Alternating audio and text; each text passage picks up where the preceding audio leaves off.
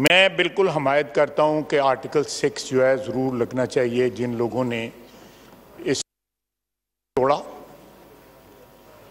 और उस तरह ओलिवर क्रॉमवेल के साथ उसकी लाश की या उसकी हड्डियां कब्र से निकाल के जो है फांसी पर लटकाई गई थी।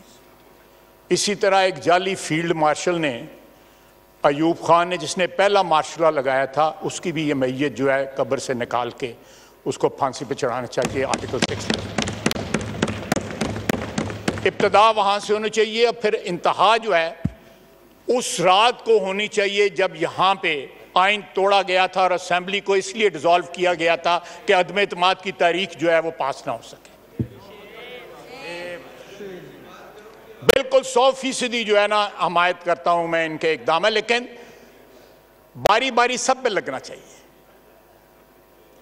1958 से लेके 2022 या 22 ही मेरा ख्याल है,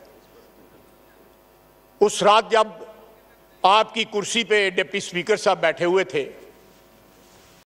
और सुप्रीम कोर्ट ने फिर जो है असेंबली बहाल की गई थी, तो जरूर आर्टिकल 6 लगना चाहिए। इसमें कोई राय नहीं है, सारा हाउस इस बात पे मुत्तफिक है। लेकिन शुरू जो है उस जाली फील्ड मार्शल अयूब खान से होना चाहिए, जिसने 1958 में सबसे पहले पाकिस्तान में ये रीत रखी थी। Pakistan ji, kindly order in the house. आपकी बात सुनी गई थी। काइंडली अब आप भी प्लीज नहीं, अभी नाम नहीं उन्होंने लिया किसी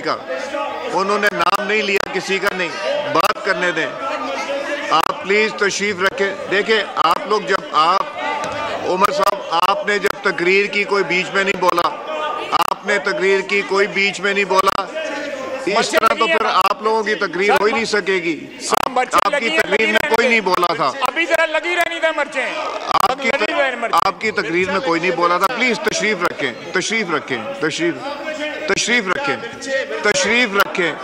प्लीज। नहीं, तशरीफ रखें जी। सर अभी तो इतना सा हुआ है, अभी तो इतना है, अभी तो पूरी रात बाकी है, अभी तो इब्तिदा हुई है।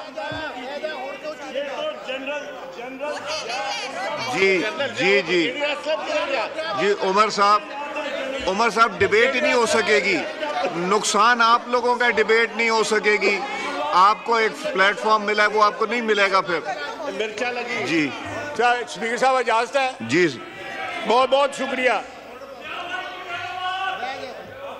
बहुत